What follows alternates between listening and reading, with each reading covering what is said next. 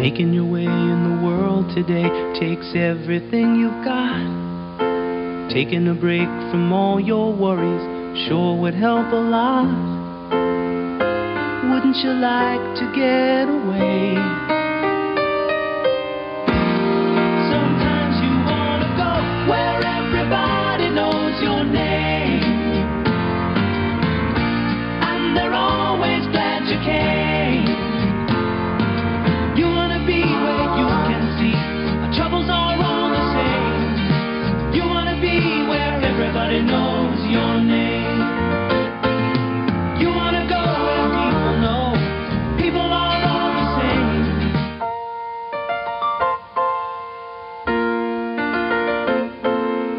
Making your way in the world today takes everything you've got.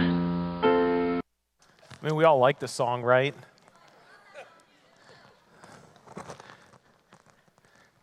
So I imagine you recognize most of those TV shows and those characters. So all of them have this place that they go to.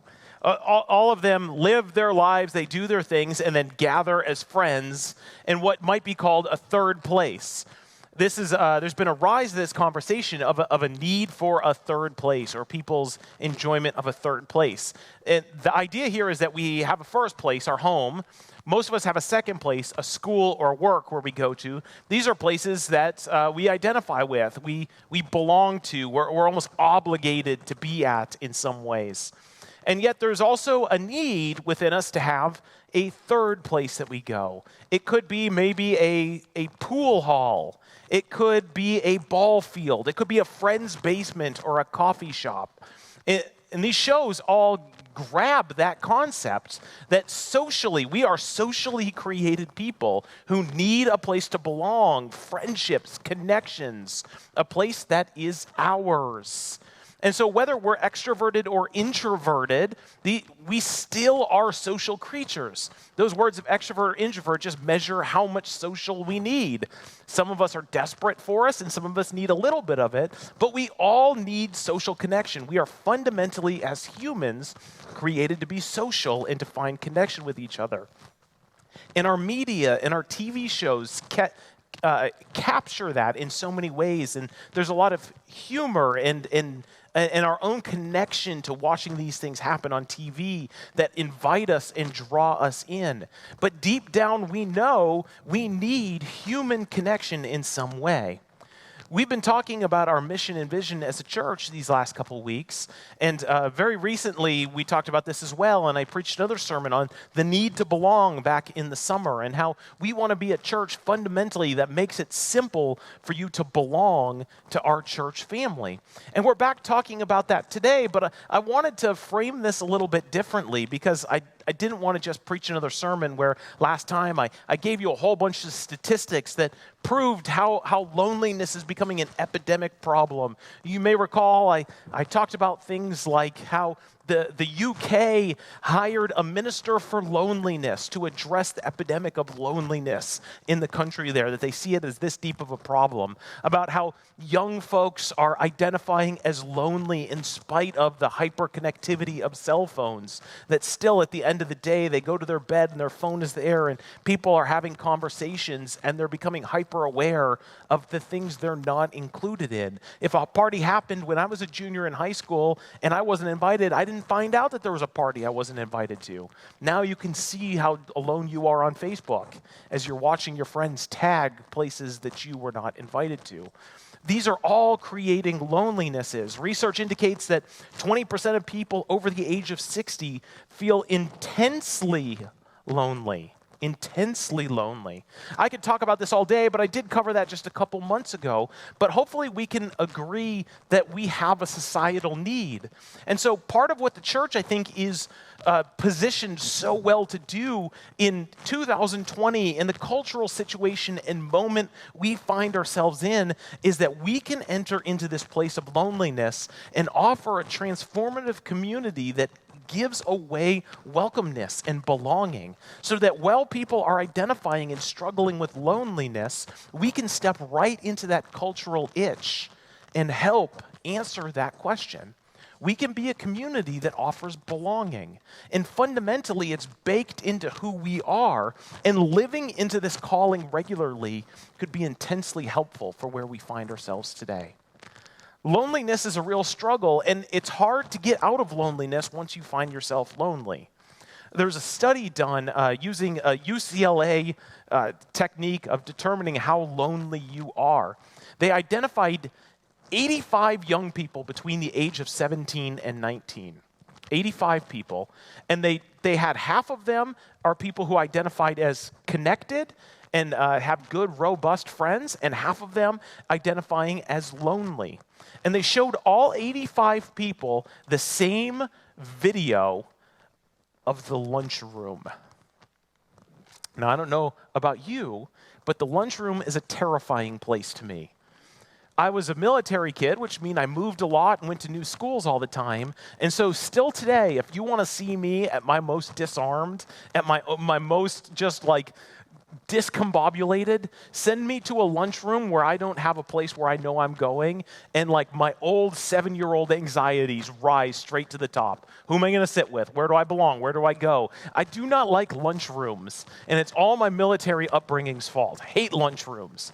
But they showed videos to people who were both connected and people who are lonely. The same video to all of them of a lunchroom.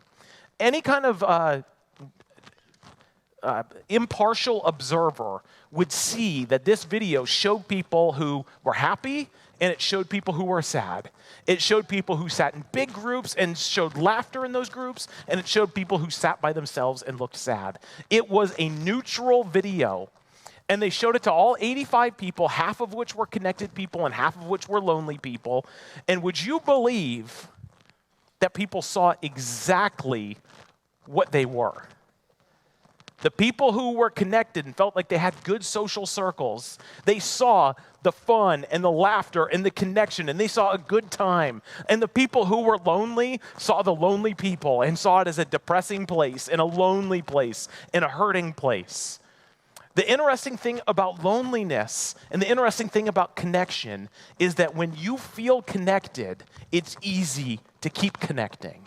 And when you are lonely, when you begin to enter into that space of feeling you're all alone, that's the lens through which you see the world. And so when we talk about belonging as a church, it's vitally important that we recognize that and put that on the table. That sometimes we'll hear people say a critical word about our church and say, well, that is an unfriendly place. I just couldn't connect. I didn't know where I belonged. I didn't know where to go. And oftentimes, if we're honest, they're not criticizing the church as much as they're identifying where they are themselves. And that's our call. That's our space. That's what we're meant to do. We're not meant to receive that criticism and defend our church, but to recognize that often lonely people struggle to fit in.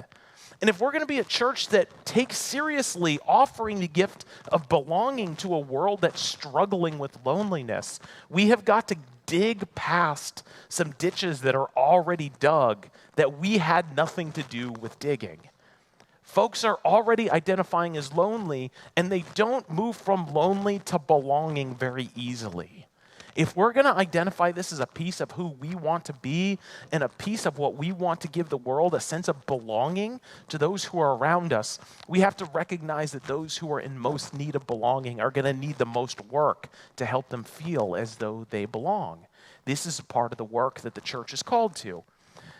And one of the reasons we do this, I want to talk about why we do this. You know, people struggle with loneliness, but here at the church, we don't simply want to belong as if we're a country club or a social organization.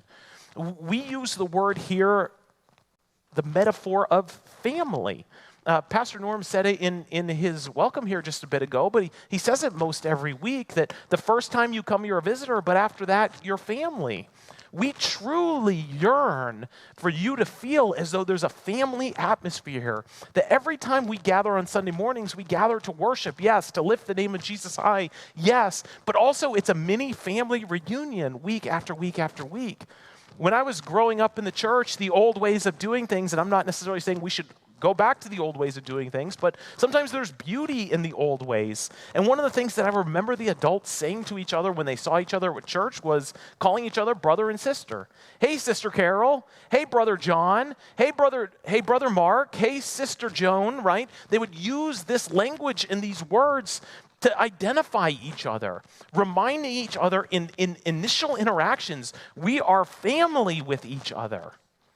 So why do we talk like that?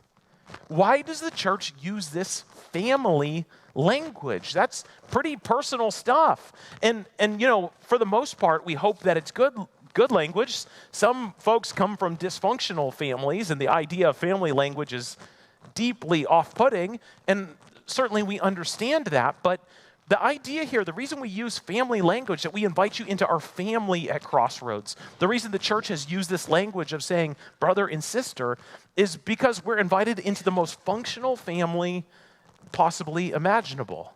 And I'm not talking about some organization in Ellicott City. I'm talking about the family of God. That Jesus himself uses this language of family and invites us as the people of God to be his family. And we're going to look at this story today in Matthew chapter 12. We're going to read verses 46 to 50. And let me just set up the context for this for just a moment. Most of the Gospels have this story in it, written in this language. But Jesus is talking about his people, his disciples being his family. And the context of it is that Jesus is starting to walk around Galilee preaching, and he's getting kind of famous. And the more famous he gets, the more people are talking about him, even when he's not around. Everyone has an opinion. And their opinion can vary all the way from this guy is a mental case disaster who needs to stop, to this is the Messiah, the Son of God, the Savior of the world.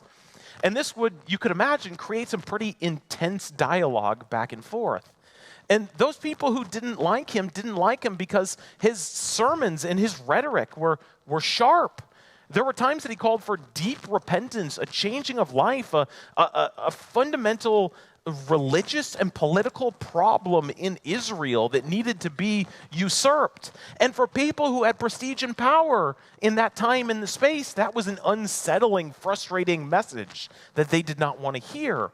But for those who were struggling and hurting and broken and ill and saw no way forward, Jesus' message of acceptance and his work of healing and his work of transformation was deeply welcomed because it gave them a chance that they had never seen before in life.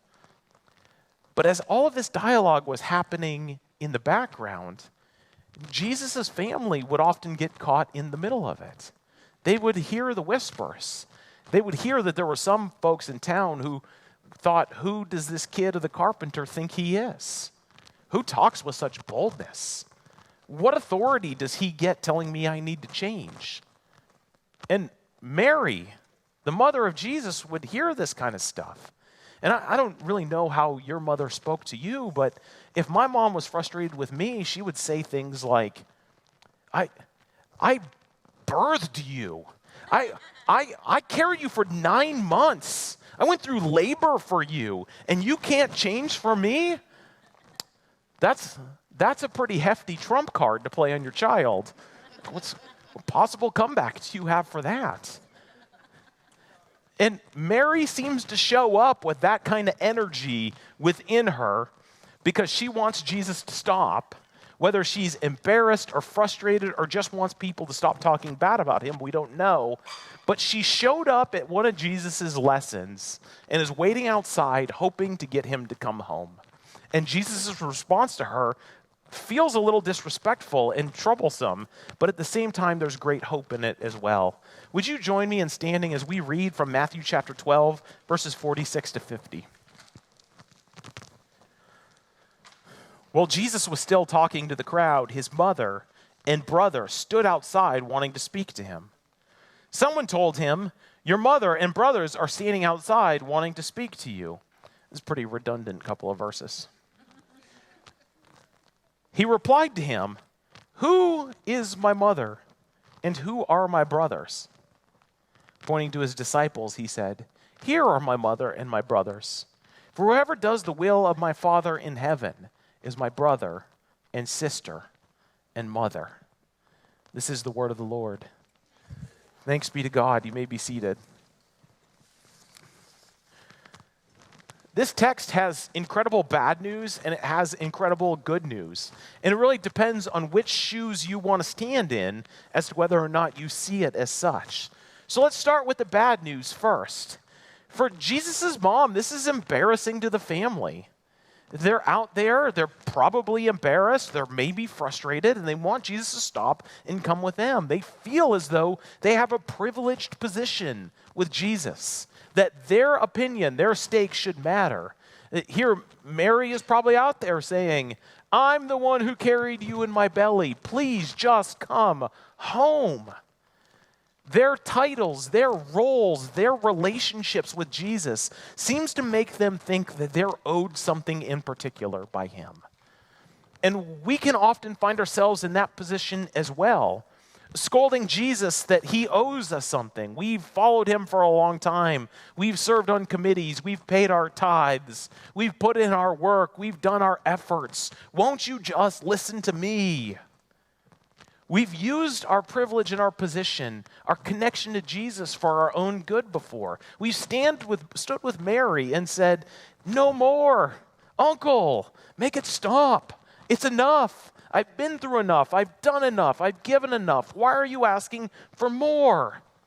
We've stood in her shoes before, and we find that Jesus is not buying it at all. Her privilege, her position, her relationship, everything she's done, down to labor in a barn when there was no room in the inn, is not enough to compel Jesus to go home with her.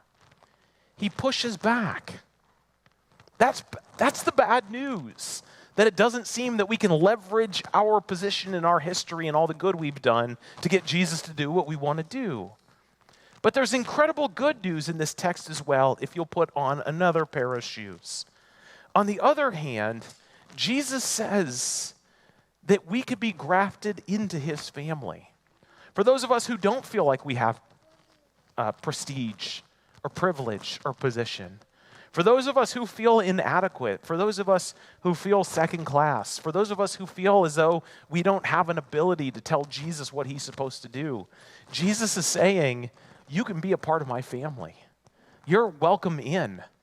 The people who are my brothers and my mother and my sister, the people who matter the most to me, the people who are invited to sit at my table, the people who are welcome to recline with me at the end of the day and take in all that has happened, are simply those who are willing to do the will of God.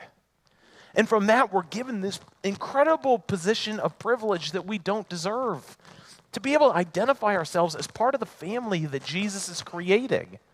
This is an incredible gift for those of us who feel like we bring nothing to the table, who feel as though we are second class, who feel as though we can never do enough, who feel as though we don't ever measure up. Jesus says, you're welcome into his family.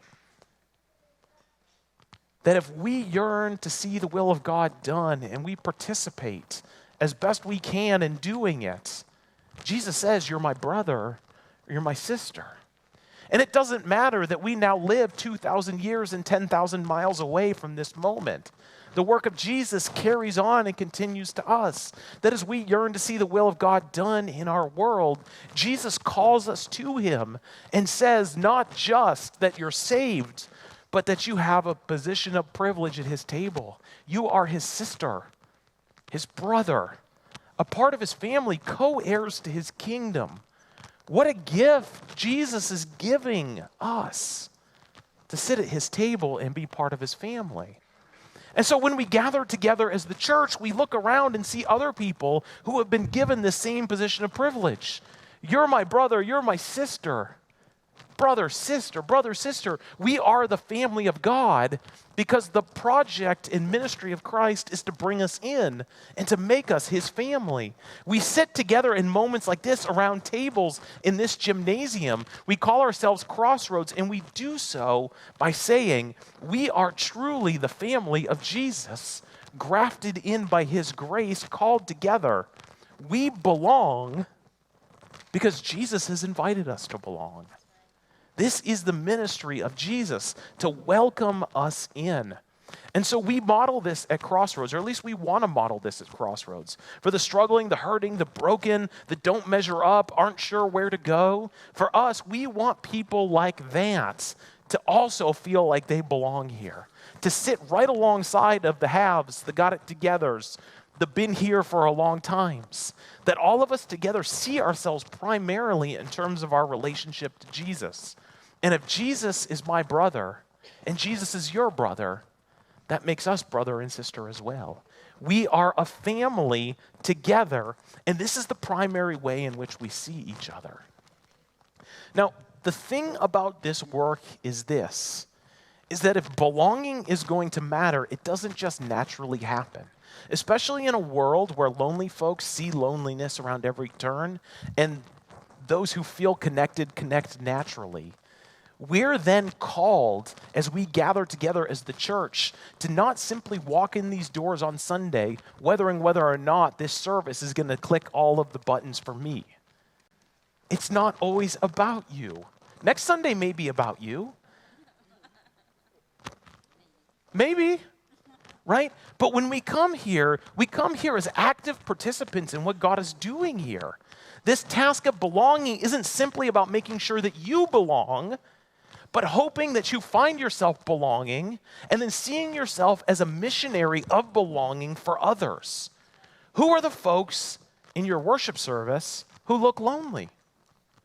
Who are the people that you can identify don't belong? And if you can identify, if you can say, yeah, I feel like I belong at Crossroads.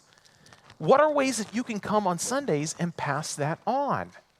One of my greatest concerns, if I could just be candid, I didn't even say this in the first service, but I'm just going to be honest with you. The longer I stand up here, I don't know, my medicine may be working more, who knows?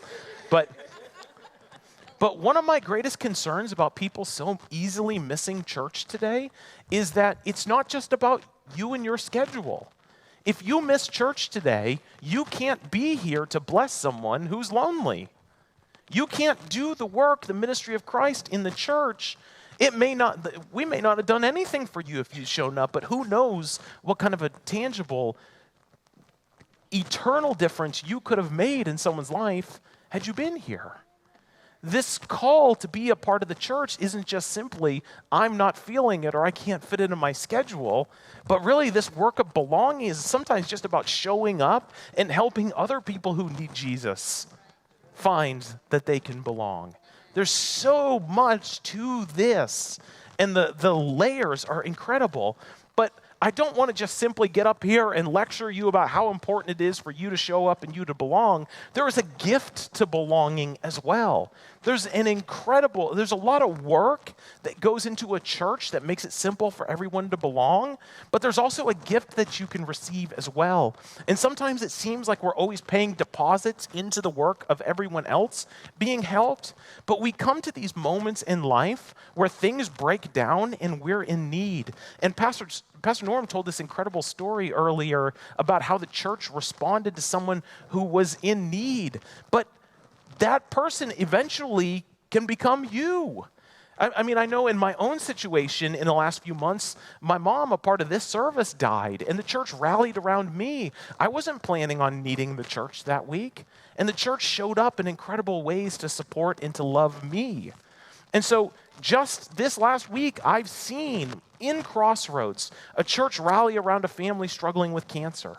I've seen another family that Norm mentioned whose son is in critical condition, and the church rallied around them. I've seen just this week bills paid by church folks for other people. I've seen children watched for each other in crunch times so that marriages could be strengthened. I've seen parents coach each other's kids in Elevate basketball. I've seen teens coaching and running this room during Elevate games. Teens giving themselves to kids younger than them. I've seen friendships made in youth group. I've seen kids learning to count on seeing one another on Sunday morning and being glad to see each other people who are part of the faith. And I've seen it from preschool all the way to Tribe 45. I've seen adults teaching children, but also taking the time to mentor our teenagers as they teach the children, showing our teens how to become teachers as the next generation in the church. These are all incredible moments of belonging where sometimes we get to be on the other side and receive people giving of themselves to each other. And that giving creates incredible connections and relationships that lead to belonging. And beyond these just mundane week-to-week things that are really, really beautiful, even in their simplicity, I've seen the church do incredible things to help people in dire, dire times. I pastored a young man who was once so addicted to drugs and was so busy dealing on the streets that he came to a moment where he was stabbed during a drug deal and left for dead, found by the authorities and put in a helicopter and lifted out of the scene. And with what little life he was clinging to in a helicopter, flying up in the air, dying, he realized he needed to change his life if he got a second chance.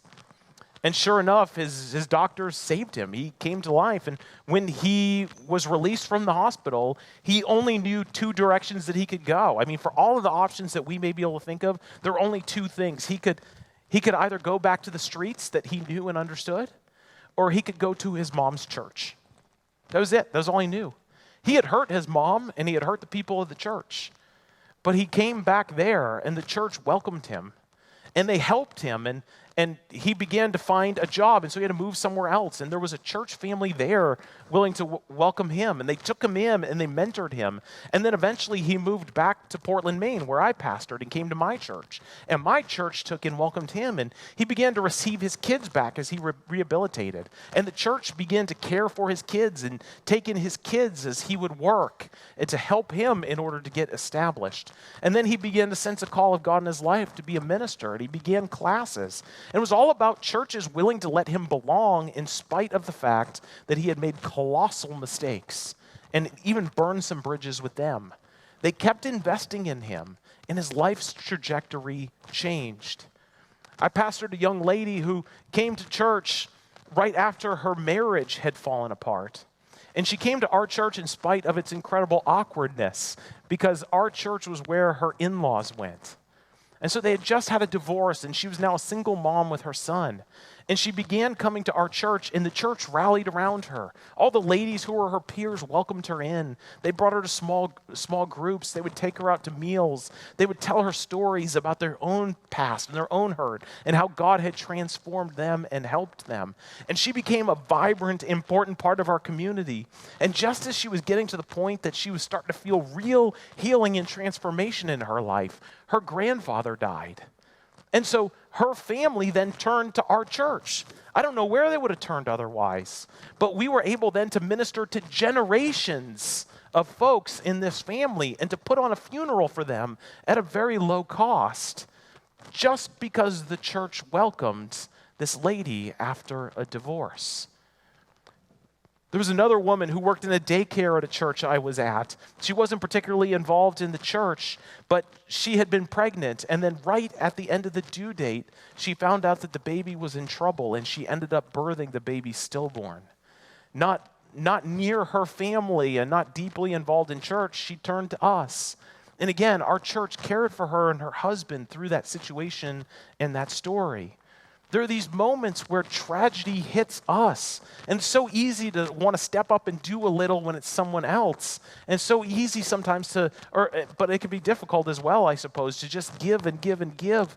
But the moment comes when it's our moment, when tragedy hits us, when hurt hits us, that belonging to a church becomes transformative, because it makes all of the difference to have a group of people who love you, who are there for you, who are present for you.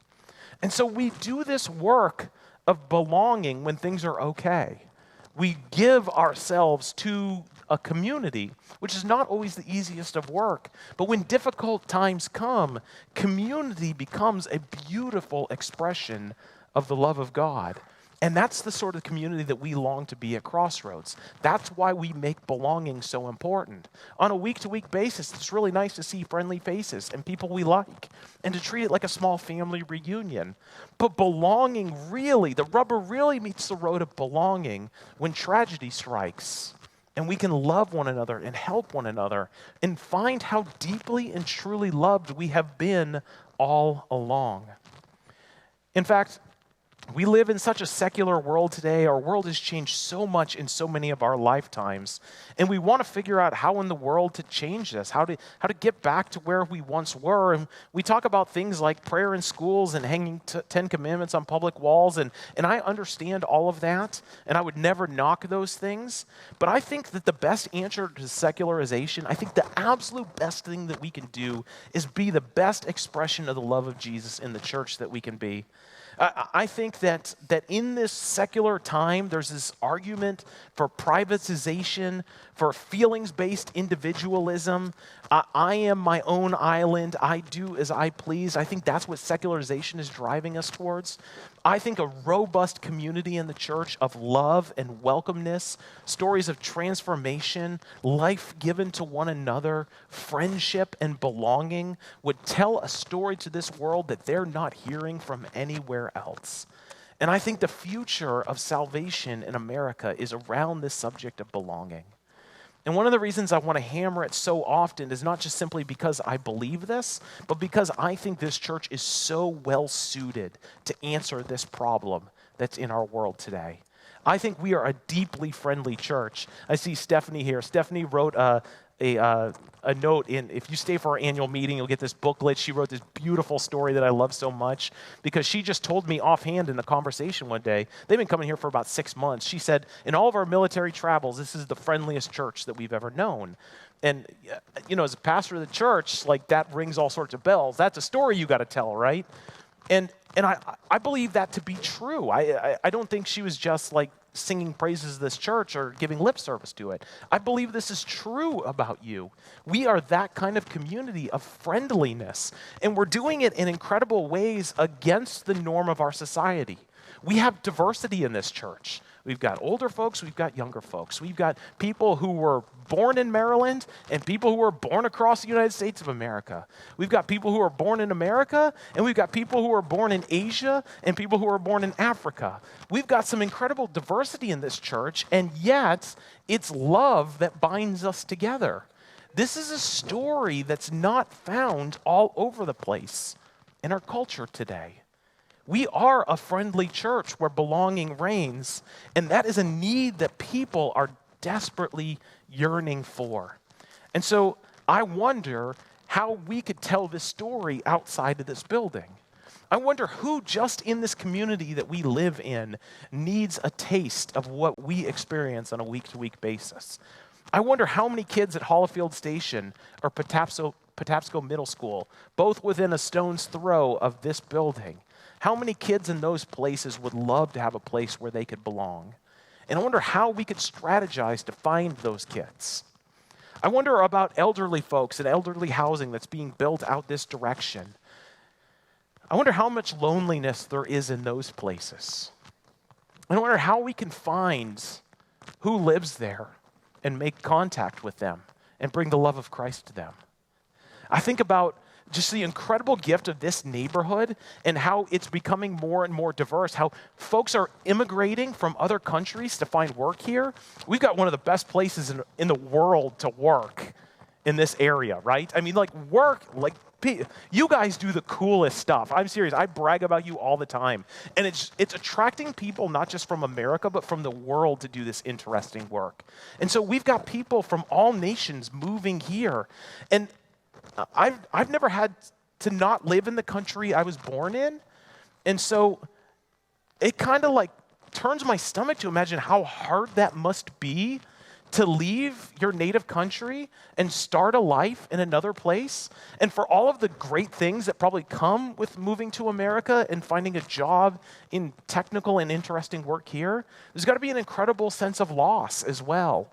And so as people move here from other places in the world, I wonder, how can we answer the question of possible loneliness to a diverse an international population that lives around us? How are ways that we can do this? And I think that we're positioned well to answer these questions, but we've got to work together and imagine together and really keep this central as a founding and gathering principle for us. As a church, we want to be a place that makes it simple to belong. And that means two things. We've got to do the work of helping people belong, and we've got to find ways for ourselves to find within ourselves a sense of belonging. This doesn't happen magically. It doesn't happen just because we wave a wand. But it takes a collective work of us all saying, this matters, and I'm going to give my life and my effort to that. And I'm going to make the church a central part of my family narrative, a third place that I give myself to. And I want to receive and give the gift of belonging to those that I meet, with the ultimate goal that they would see Jesus Christ through it all. The band is going to come out, and we're going to sing a final song together. As we sing this final song together, I invite you to just sit on this, to marinate on this, to think about what an incredible gift it is that Jesus Christ would invite us into his family, that we would be called his brothers and sisters, and what it means then to live, to act, to be a brother and sister for one another. Would you join me in standing as we sing this final word?